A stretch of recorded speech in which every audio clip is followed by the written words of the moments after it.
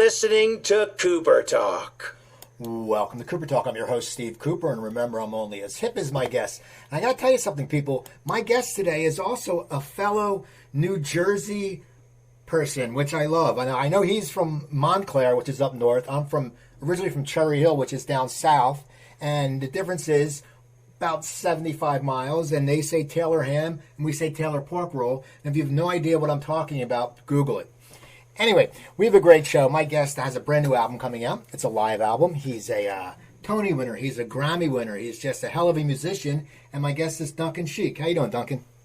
I'm pretty good, thanks. How are you? Good. I always like talking to New Jersey people, just because, I lived in LA for 18 years, and New Jersey always gets such a bad rap.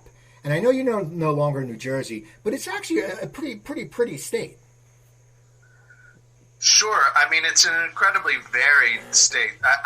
To be honest, and this is not me disavowing it at all, I was born in New Jersey, and I mostly grew up in South Carolina. I was in New Jersey when I was in second grade for 1 year, and then I went away to boarding school when I was 12 up in New England. So I was sort of an East Coast vagabond, really.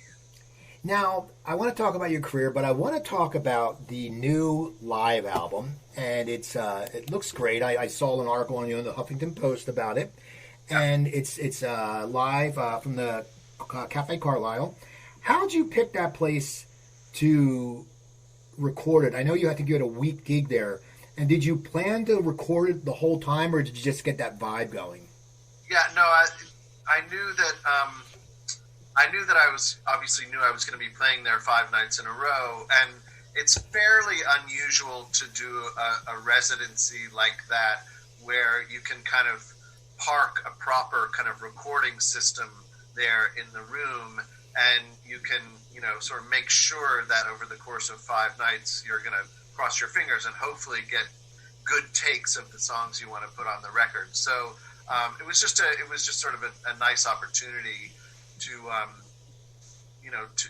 make sure that whether it was a good night or a bad night, I was going to get something that was going to work on a live album. Now, you said you had a residency there. Was it your first residency there? And did you have a strong familiar, or you're very familiar with the room? It's funny because when I went to Brown University, and I had some sort of fancy New York roommates when I was at school, and one of them, their parents had an apartment in the Carlyle, if you can believe it, and lived there. And so when we would go to New York City, this was like in the late 80s and the early 90s, I would end up like staying at the Carlyle in their apartment. And so I had a familiarity with the place from that time, but I'd never played there before, of course.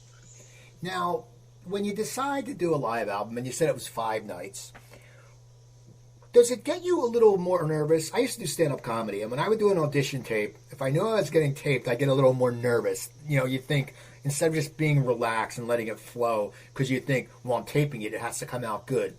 When you're performing, when you set up, does it get in your head at all that you're doing a live recording, even though you have 5 nights? Does it do anything to you?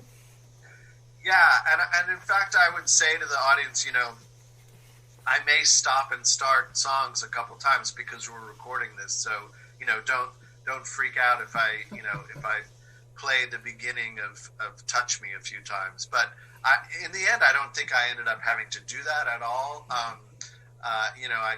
I sort of knew on any given performance of a song, like if this one was really working or not. And if it had stopped working, I was just like, well, whatever, we've got another night to record it. Now, were you going off the same set list each night? Was it something that you wanted to keep in order just to keep it cohesive? Yeah, well, it hewed pretty close to the same set of things. There was some divergence night to night, but for the most part, the things that you hear on the record happened at least a few times over the course of that week. Yeah. Now, how did you build your set list for it? I mean, of course, people want to hear Barely Breathing, but you're probably like, it's like I interviewed Steve Forbert last week, and he always has to sing, Romeo's tune towards the end, just because People are waiting for it. How do you formulate your set? Because, once again, it's going to be a live recording and you want everyone in the mood. Yeah, well, I mean, honestly, the first consideration is just what do I feel like playing that night. It's pretty selfish, but it also has to do with like what is that room like? How big or small is the room? How many people are in there? What does the room sound like? What are the complement of musicians that I'm playing with? In this case, it was Doug Yule playing drums and Jason Hart playing piano and a variety of other keyboard instruments. And I had Catherine Gallagher singing vocals on a few songs as well.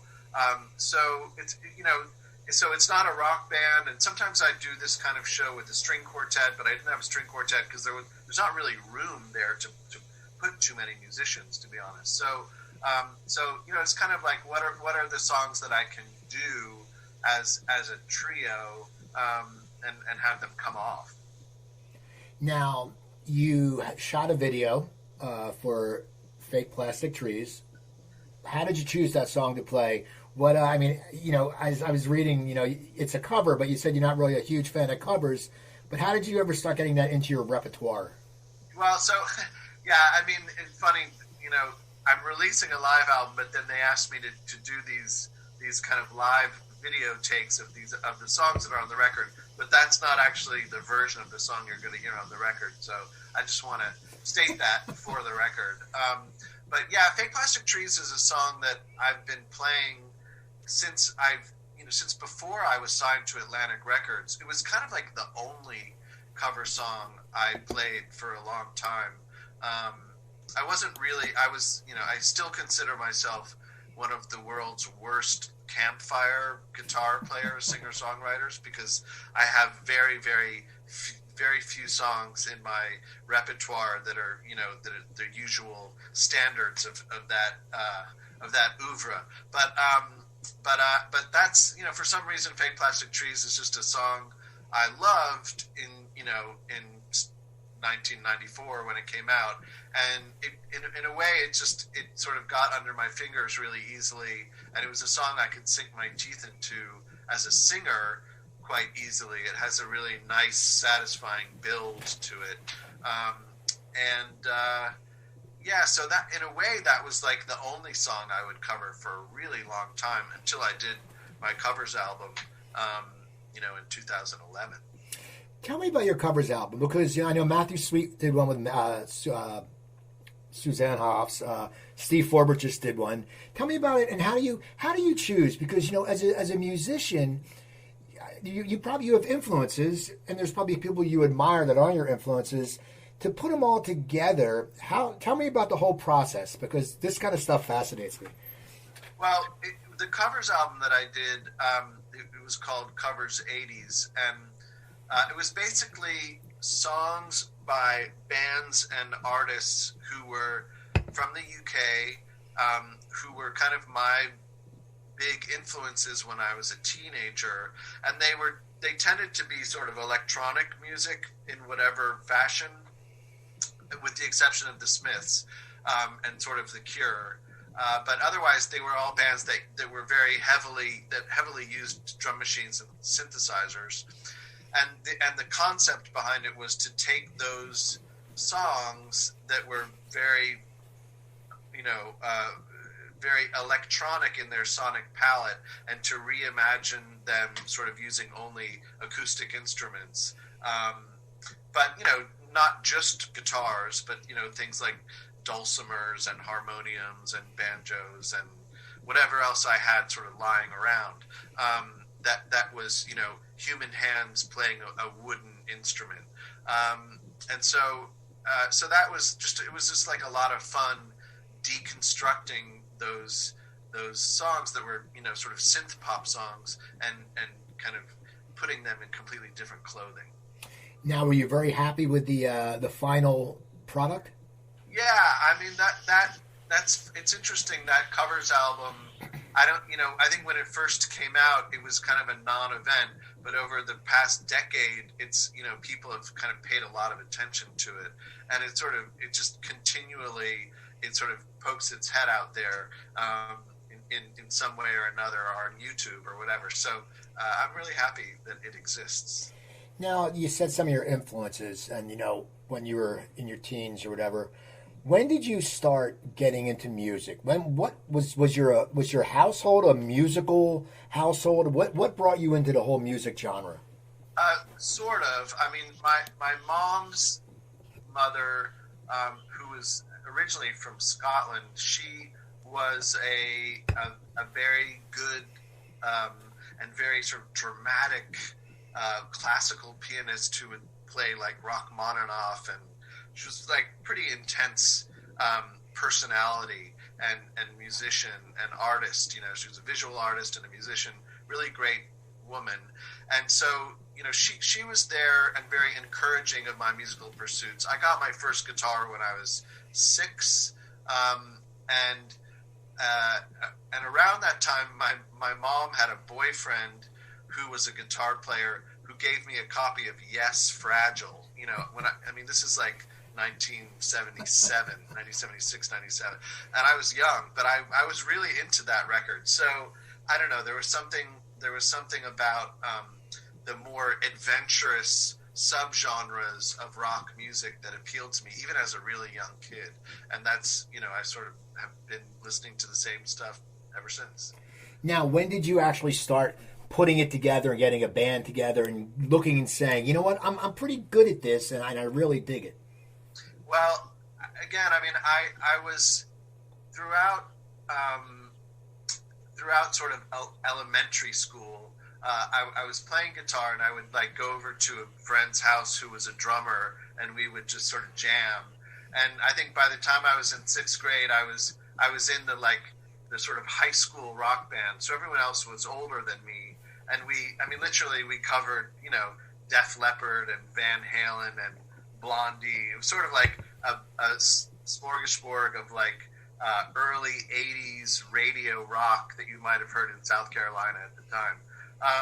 But then when I went away to boarding school, I became a little more isolationist in terms of my process, and I got my first 4-track recorder and my first drum machine and my first polyphonic synthesizer, and it was sort of about me in my bedroom with this gear and my headphones on, making sort of instrumental, kind of alternative music, for lack of a better word. Now, when did you start partaking in writing the lyrics? Well, I didn't really sing and certainly not write lyrics at all until I was 19. Like, this was always it was just me sort of with my gear making this instrumental music. And then I did have a realization. I went on a trip to Mexico with some friends. It's my freshman year at Brown. And I did sort of have this realization that, like, if I was going to have any kind of a career, I would sort of, I would probably have to start singing. If I was going to make records that everyone's going to want to listen to, they might need a singer. And I guess that person was going to be me. So I very quietly and privately started to sing on these recordings. And I actually wrote this song that was about this trip to Mexico. There might have been some psychedelic substances involved, but I'm not saying. And then that sort of began this process of me, again, very sort of quietly, sheepishly recording songs in the studio at Brown.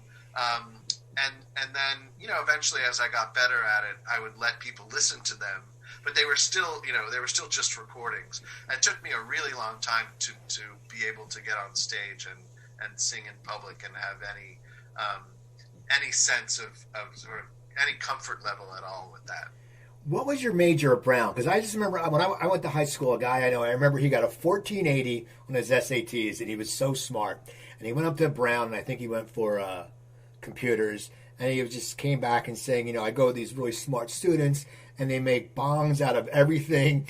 And it's unbelievable because they're really smart. Yeah. What was your major? Well, I majored in something called semiotics, which is, it's the study of signs and signifying systems, but it's really sort of modern culture and media.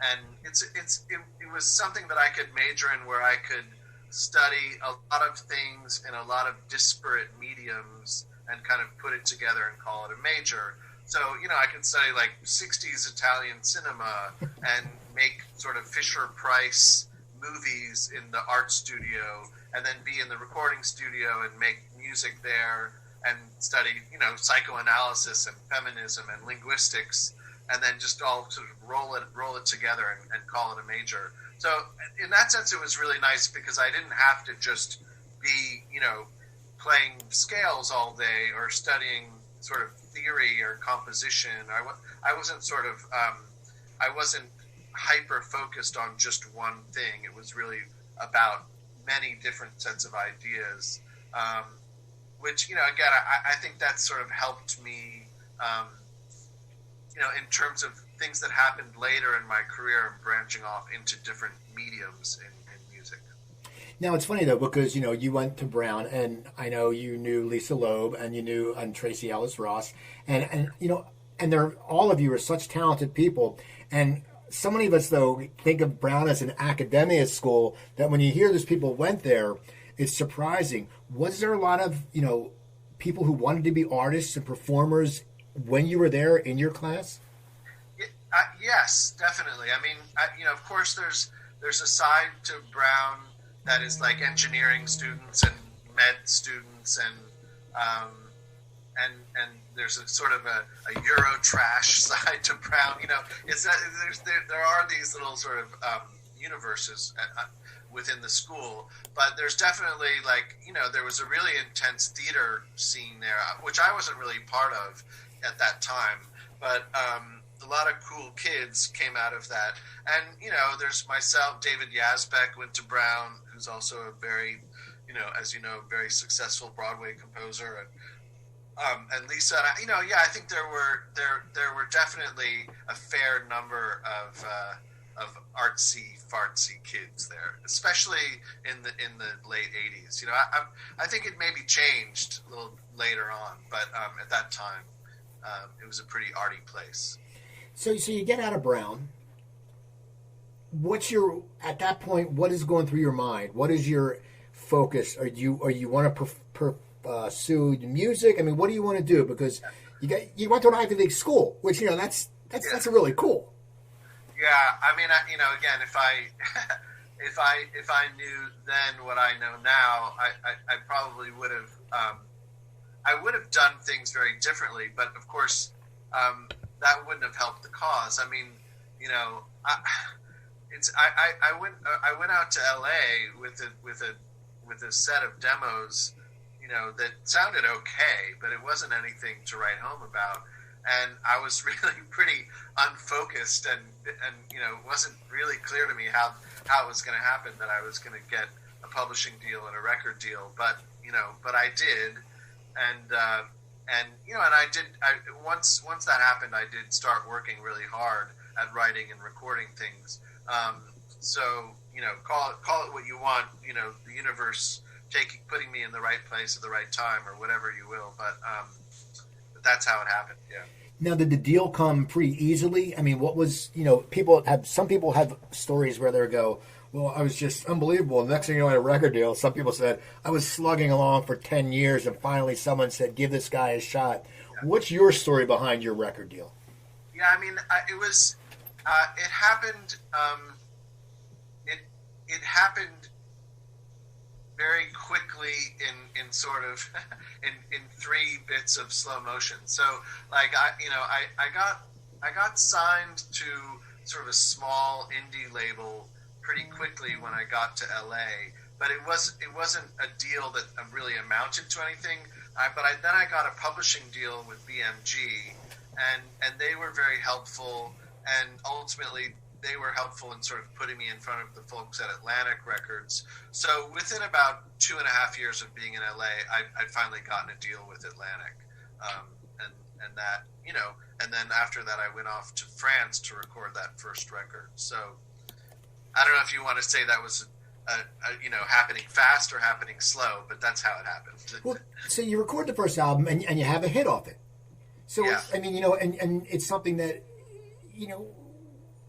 as a young guy, it's your first album, you have a big hit.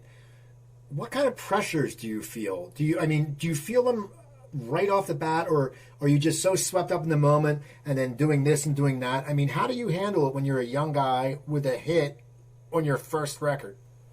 Yeah, I mean, basically, there was a lot to do, especially because I wasn't a practiced or natural performer.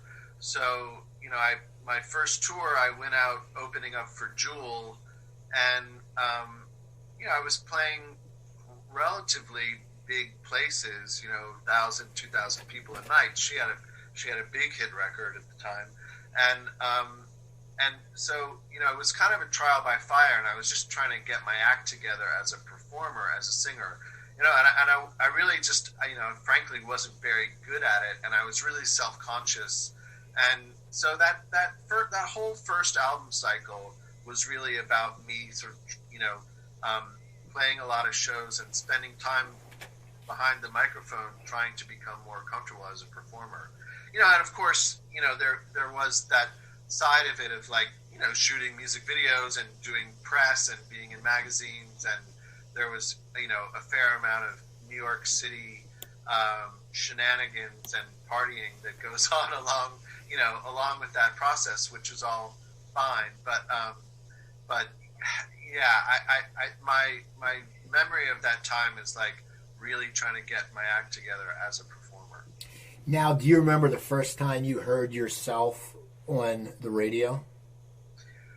Yeah, I do. I happened to be with my A&R person, in the car in LA when Barely Breathing came on the radio. So that was nice. But again, I had such a tricky relationship with being in a kind of top 40 context, because all of the bands and artists that I had listened to growing up, and that I even that I was a fan of at that time, they weren't top 40 artists at all. I was listening to Bjork and Radiohead and Jeff Buckley, and I was sort of on the radio next to these other bands and artists that I didn't feel a lot of kinship with. So that was all. There was always a sort of a disconnect for me there. Now, when it comes time for your second album, how are you feeling? Are you feeling confident? Is a label being a pain in the ass? I mean, what's going on for you? Yeah, I was feeling very confident and very very excited about it, and we actually went to Spain to make the second record, and it was a really beautiful experience, and of course, I had just sold 700,000 copies, and I had a Grammy nomination, and so you always think, well, we're just going to go from strength to strength. Meanwhile, in between 1996 and 1999, the sort of the music business as a whole shifted really dramatically from what I would call sort of a mini era of acoustic alternative music being on the radio to a much longer era of what I would call super pop music being on the radio. And you had Britney Spears and Christina Aguilera and Backstreet Boys and NSYNC. So you had this whole movement of in a way really old school pop music happening, and by the time my second record came out, it was like I was in a totally different environment. So for better or worse, I kind of got my wish of being more alternative and not on the radio, because that certainly didn't happen in the same way for Humming. Now you're an accomplished musician, and when do you decide to become a composer? Because for me, that's just, I have no musical talent, so let me say that to start. And picking up a guitar and singing a song seems hard to me. But composing is just such a broader picture. How did you make that transition, and why did you make that transition?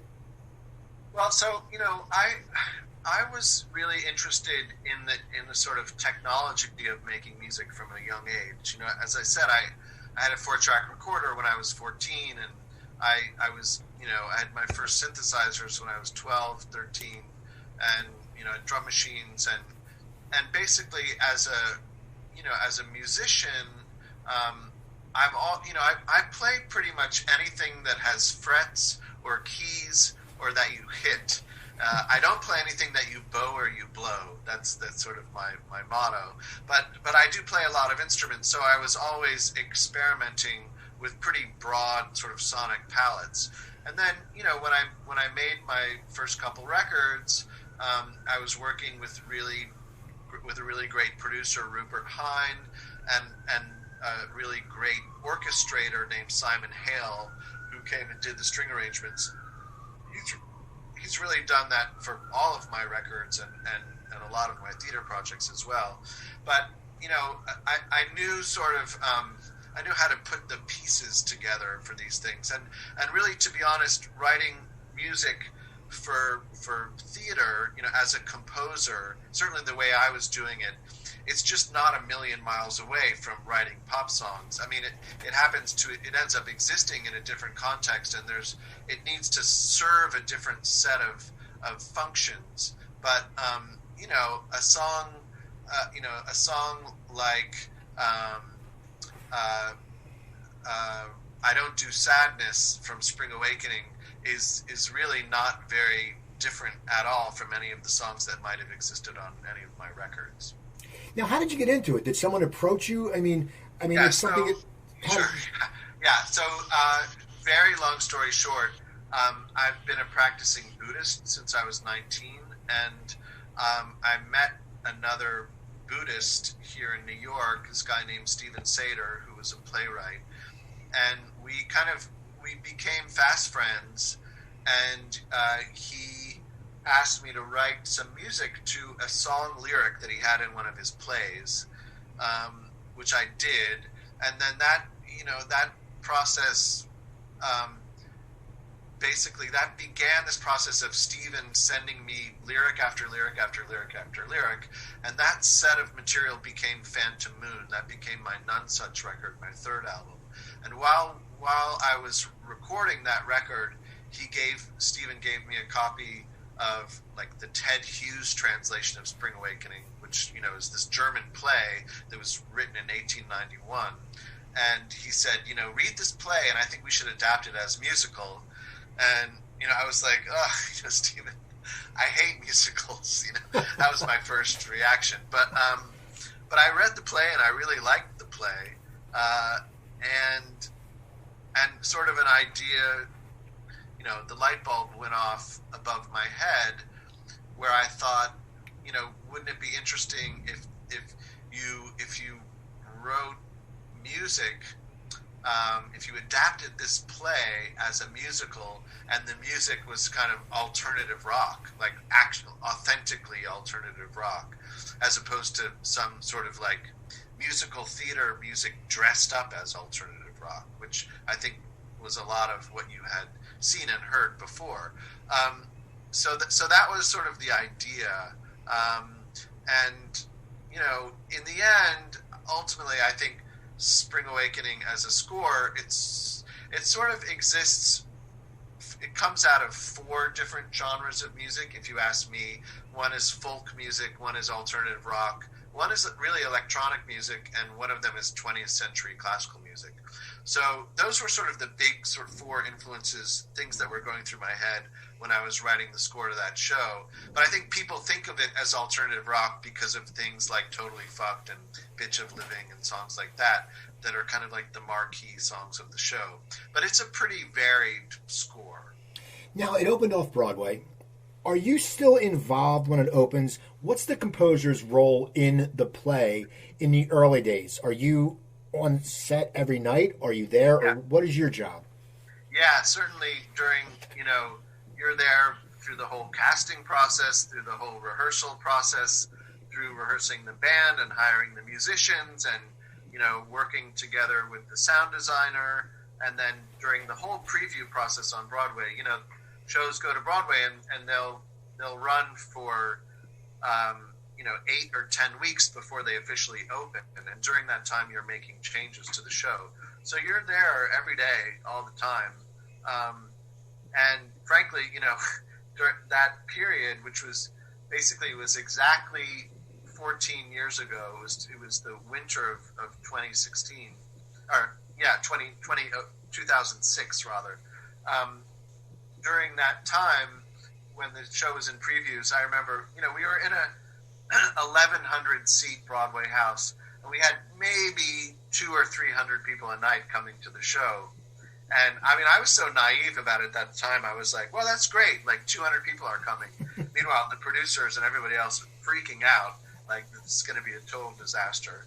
But when opening night happened, we went to the sort of after party, and the reviews started coming in. And I just remember seeing the party go from like sort of a dull hum to like really, really excited, happy people everywhere.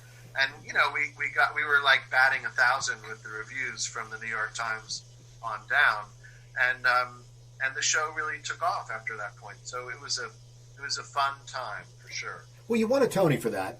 That I show won two. too, right? And then the play won too. So the show actually won 8 Tony Awards. Okay. Yeah. What was it like for you to get nominated for Tony? Because you already had gotten nominated for a Grammy at a very young age. After your first album, what is it like to get nominated for a Tony when it's something that this career came out of nowhere, somewhat, if you could say? Yeah, it was amazing, sort of manna from heaven, getting nominated. And look, I had very few expectations when I walked into Radio City that day. In fact, I was a little late. Like, they have you do these interviews before you go in the room, before the event starts. And I was sort of late getting through that line of interviews. And I literally sat down for maybe 10 seconds before they said, the winner for orchestrations is Duncan Sheik. And I had to just sort of jump out of my seat and run up there and get the award. And I had only written one speech. But then, of course, we won another award, so I had to go up again, and I had to wing it. And the second speech was the one that was televised, and I'm sure I was completely inarticulate at that point, but whatever. So when you win the Tony, and now that's the best you can do. In Broadway, that's the grand prize. Now, in your mind, are you sitting there thinking, I got to start working on the next play, or are you thinking about your other music career? It's something that it's a great feeling, but also it has to make it a little bit angsty. Well, okay, so it was a combination of things. In fact, Stephen and I had never stopped working on new projects. We were already well into writing 2 other shows. One of them was an adaptation of The Nightingale, the Hans Christian Andersen fairy tale, and one of them was a show about Nero, the Emperor of Rome. So we had a lot of things in development as Spring Awakening was becoming successful. So I knew I was going to keep doing this, writing music for theater, because by this point I had gone from thinking it was a terrible idea to knowing that it was actually a really good idea and really enjoying the process. And then in terms of my own career, I had very high hopes that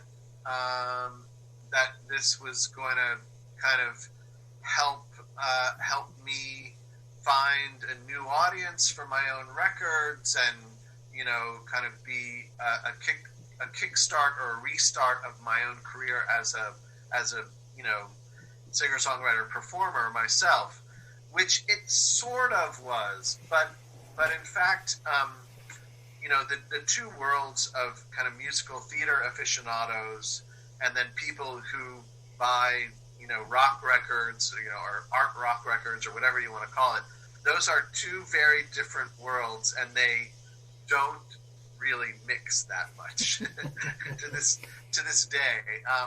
And that's okay. I had hopes that the whole thing would sort of broaden, but I think with myself and I think, people, obviously Lin-Manuel with Hamilton, you kind of think, oh, this is going to bring like the hip hop universe to Broadway and vice versa. But it's still like the twain shall not meet,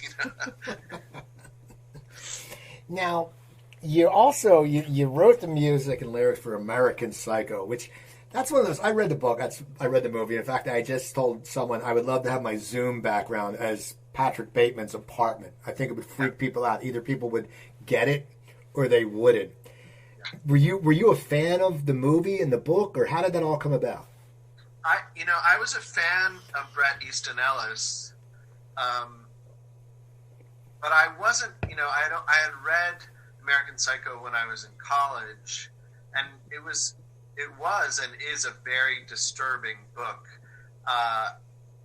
And so I think I don't think I really got it when I read it initially, and it was only when I read it again, like it was 2009, I think, when the idea was proposed to me. I had to read the book again, and then I sort of saw it as a sort of a complicated satire and a sort of critique of late capitalism.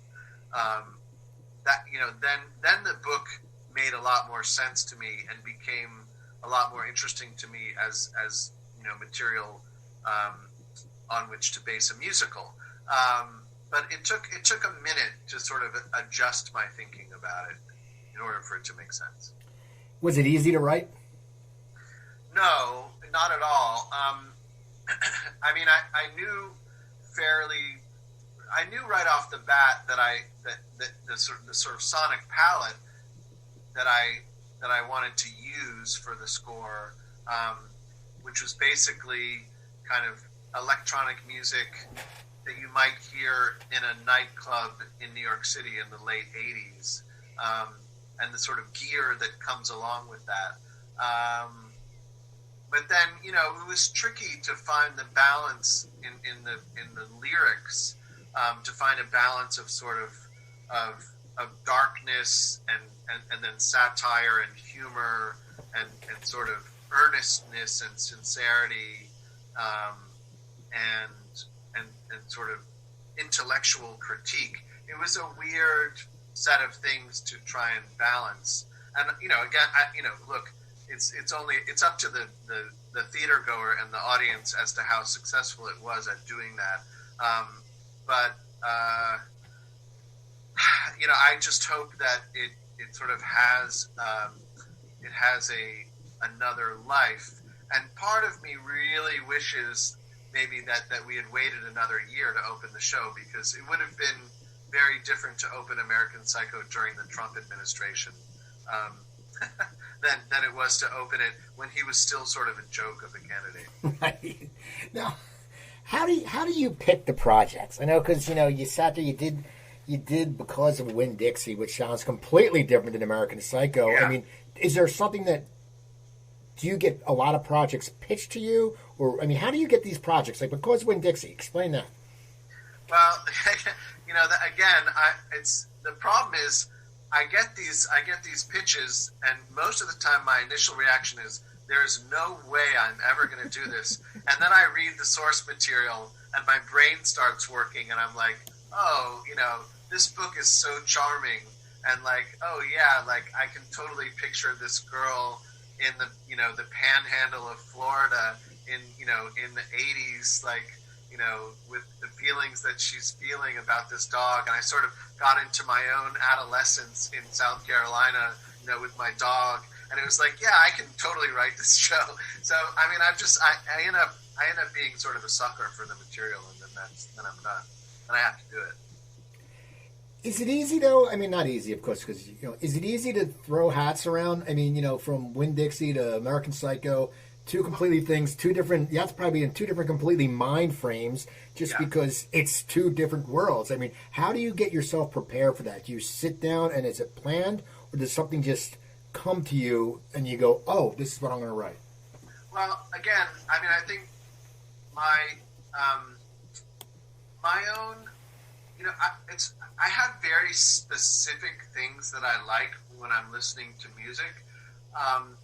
So it's not, it's not like I'm like a jazz fan or like a rock music fan or a classical music fan or, you know, a country music fan or an electronic music fan. It's just like there are certain specific things in all of these genres that I really deeply love. And then there's a lot of it in all of these genres that I have no interest in whatsoever. So, so in a way, a lot of these projects become like exercises in genre for me. And I'm trying to sort of mine the genre for the stuff that I really love about it. And so, you know, like last year I did a show, Bob and Carol and Ted and Alice, which is, you know, based on the Paul Mazursky movie from 1969. And that movie and that's the score for that show is this sort of like late 60s pop music pastiche. So that was like yet another set of musical material that I was drawing from. And it, you know, and I've done the score for 3 different Brecht plays at CSC here in New York, and those were all sort of set in different kind of mid-20th century environments, and that those became really interesting exercises in genres. So yeah, it's just sort of like I immerse myself in that cultural world of wherever the show is coming from, and then try and find the music in there that I respond to. Now, you know, you've done well with live theater shows. What was it like when the country started shutting down? Did you, I mean, none of us thought it would go this long. I still remember that, you know, I went out to a restaurant for the first time. We sat outside my wife's birthday, September 3rd. It was September 2nd, I'm sorry. That was the first time I was out in a public restaurant, not shopping, since March. I remember I went out for a beer on St. Patty's, the day before St. Patty's Day. Yeah. And we didn't think it was long. And for me, though, it's like, you know, I've learned to work from home. I learned to do this from home. What is it like for you? I mean, the first initial reaction, did you just say, okay, you know what, it's just a sideline? And then how do you deal with that as it's going on? Well, okay, there were a couple things about it that were maybe a little bit different for me than other people. One is, I have a daughter who's about to turn 2. So when this happened, she was just over, you know, she was 13, 14 months old. And what this thing of me sort of spending a lot of time in the apartment with my wife and my young daughter is not such a terrible thing, you know, just to, you know, had the pandemic not happened, I don't know if I would have spent as much time with her over the past 8 or 9 months. So that's one really good silver lining. The other thing is that I was feeling slightly kind of overwhelmed with a lot of different projects that were in development, in various stages of development, and, you know, projects that had been on stage that were going to maybe have a continuing life in a different theater or go to London or maybe go to Broadway. And there was just like a lot of stuff that was maybe going to happen, and there was a lot of pressure from all of them to kind of stay focused on them, and in a way, this sort of took the pressure completely off, because we have no idea when any show is going to go to London or go to Broadway or anywhere, and so I ended up having like one sort of small set of homework that I had to do for one of these projects. And other than that, I've been able to just go to my studio and just write and record music and come up with musical ideas that have no, you know, where there's no expectation. They're not supposed to exist in any context for any show, for any record. You know, they might end up as the next Duncan Sheik record. They might end up as a song for somebody else. Who knows what they're going to be. But I was able to just sort of be in the studio and play in the sense of like the way a child would just play with toys. And that's been really, really great. Like the material that's come out of that process, I'm very excited about. And it's kind of, what's good about it is it's so far, it's sort of art for art's sake, as opposed to it being, a song that I'm trying to write for some imaginary audience. And just music that I'm writing totally selfishly for myself. And counterintuitively, that tends to be the better work that I do. Now, though, the album that you're releasing December 4th, were you planning to release it at this time, or did COVID have something to do with that? Did it make it an easier process to get the album done and mixed and put all together? Well, the shows happened 3 years ago, so it's been mixed for a while, and I wasn't really in that much of a hurry to put it out. But after as I was thinking about it during this pandemic process, and realizing and knowing that not a lot of live music was happening. We don't know when it's going to start happening. So it seems like an interesting time to put out a live record, because it's just, I was going to subtitle it, a record of the time before, because it's like, it's like this is the way we used to sort of go out and experience entertainment, and we don't anymore. Now, as a writer, after the pandemic, lyrically and passionately, do things change? I just talked to someone who had written a song last year, and it was a Christmas song, but they said they can't really bring it out. They rewrote part of it because it's like, hey, we're going to this, we're going to that. As a writer, do you sit there and think about that, or do you just sit there and say, it's music, man. It's it doesn't have to depend on a pandemic. Yeah, I mean,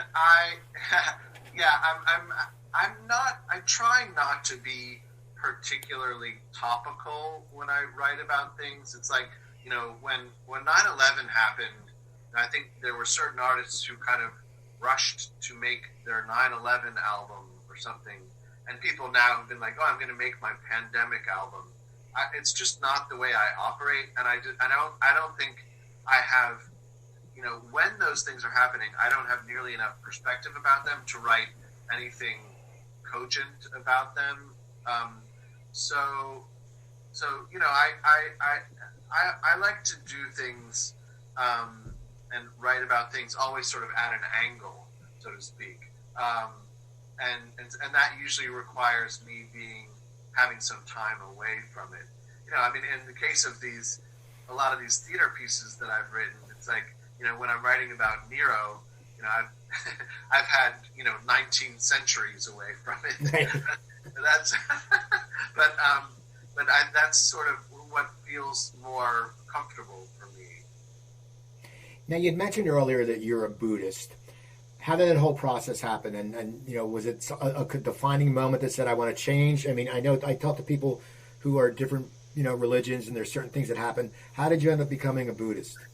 Well, short version is that I was studying Eastern religions generally my freshman year in college, Buddhism and Hinduism,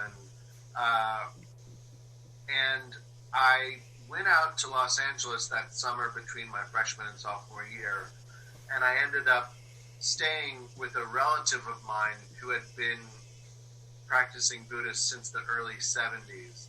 And I had a series of conversations with her, and she kind of nudged me into beginning to practice. The form of Buddhism that I practice is Nichiren Buddhism, and you chant Nam Myoho Renge Kyo. So it's a lot about chanting that mantra in the morning and in the evening for a certain period of time. And I sat down one morning with her and chanted, really, I think probably for a couple hours that first time. And I wouldn't say that I had an enlightenment experience or anything, but I had enough of an experience and enough of a shift sort of in hopefulness, for lack of a better word, happiness, for lack of a better word, that I wanted to kind of continue to experiment with it and see where it would take me. And, to be fair, I do credit it with taking me to some pretty great places. Now, the career all started, your first break was Barely Breathing. What's your relationship with that song? Like, do you sit there and it's one of those things you're going to have to play when you do a show because people want to hear it. And it's also such an your writing stage in the very beginning, how you've expanded so much into different angles. Do you still enjoy playing it, or what is your feeling for it, and what has it been throughout the years? It can, sometimes I do and sometimes I don't. I mean, for a long time, before Spring Awakening happened, I think I played it maybe a little bit more begrudgingly and not, particularly enjoying it, just because I didn't want to have to hang my hat on one radio hit single. And I felt, even in 2005, at that point I had my fifth record had come out, and I felt like my body of work was such that, who cares about Barely Breathing? I mean, I never had that terrible problem of having like 17 hit songs, so you always have to play those songs, in your show.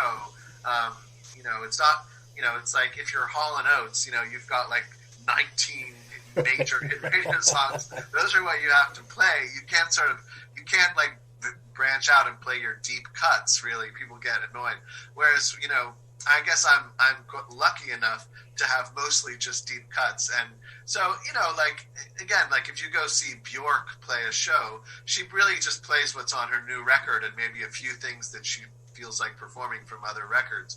But it's not like she's playing a string of hits. Same with Radiohead. Same with a lot of the artists who I admire and who I'm interested in. So I just, again, it's, of course I'm going to, for the most part, play the song. But and sometimes I'll enjoy it, sometimes I won't, but I don't want to make too big a deal of it anymore. Well, if you're driving and it comes on the radio, do you turn? It depends. Again, totally depends. Like sometimes, I'm like, oh, how does it sound on this car radio? And then sometimes it's just like, no, I don't need to do this. I've been in a Duane Reade where it's come on and I've been like, you know what? I don't really need these paper towels right now.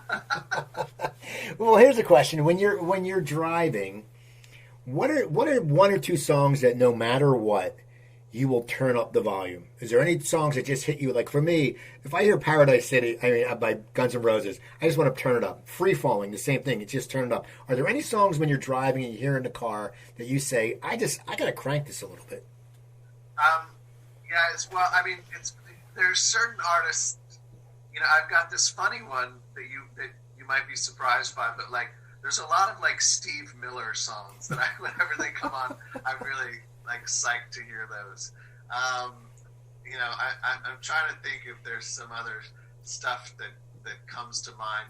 Again, like I because of the nature of how we listen to music these days, a lot of times if I'm in the car, I'll have, I'll be listening, frankly, to like Audible sort of books on tape, or I might have Spotify on, but it's sort of like a curated Spotify list. So there's not as many surprises when I listen to music these days. Well, it's funny with Steve Miller. Whenever you hear "Take the Money and Run," you want to clap. You're driving and you want to clap. You're like, I got to clap.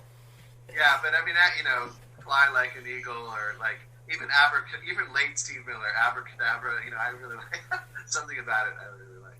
So, what do you look into in your future? When this all ends and we can get back, to live theater and playing live. Hopefully we'll get a vaccine soon, and things will get back maybe a year from now. Maybe people will actually be back in full force.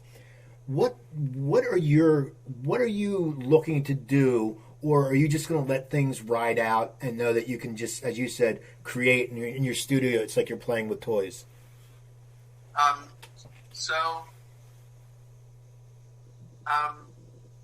As I said, I've been working on this new set of material that will eventually turn into a new Duncan Sheik record. So, in some ways, I'm going to continue what I've always done, which is like make solo albums.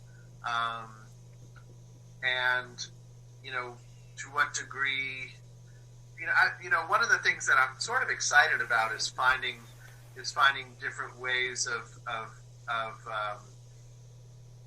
kind of putting those records out there. That's not just touring, but even sort of more more interesting ways of making music videos or content specifically for YouTube or specifically for online. That's something that I'm thinking about now, and I think that's a lot of theater is going to migrate. It's going to migrate to other sort of platforms. You see it happening already, and not just Zoom, but and maybe some things are going to be sort of like pay-per-view events and things like that. But you'll just see I think you're going to see, making TV or making movies or making theater or making music. They're going to kind of like all sort of mesh together in all these different interesting combinations, and it's starting to cohere in my head. How I might contribute to that process, but it's in the very beginning of these are very nascent ideas. But you have the ideas, and that counts. Where do you keep your Tonys? Right now they're in storage. I have a recording studio up in Garrison, and they're sort of in storage up there. I have the Grammy in my bedroom here in the city, but I don't like to keep the hardware in the living room like I used to. Well, Duncan, I want to thank you for coming on today, and I'm glad you're surviving somewhat. It's been a crazy, weird time. I know my brother lives in Manhattan, and he sold his country house, and he's back in Manhattan. He's on 55th and 6th, and he's like, I'm not leaving. He goes, I've been here for years. He goes, I'm not going anywhere. So yeah, I'm pretty diehard New Yorker myself. So I'm going to stick it out. It's a great place. I don't care what anybody says. Oh, it's the best. So I know you tweet. You're at Duncan Sheik on Twitter, right? Yes, they're the Duncan Sheik, I think it is. Are you on Instagram at all? I am, yes. Same at the Duncan Sheik or Duncan Sheik? Yeah, it's the Duncan Sheik. Yeah. Okay, so people, go follow him, go listen to his music, go buy his music, and go follow me on Twitter. I'm at Cooper Talk, Instagram at Cooper Talk 1. Go to my website, coopertalk.net. You can find over 820 episodes. Email me at coopertalk.net. And don't forget to eat your fruits and vegetables, drink your water, and take your vitamins. I'm Steve Cooper. I'm only as hip as my guests, and I'll talk to you guys next time.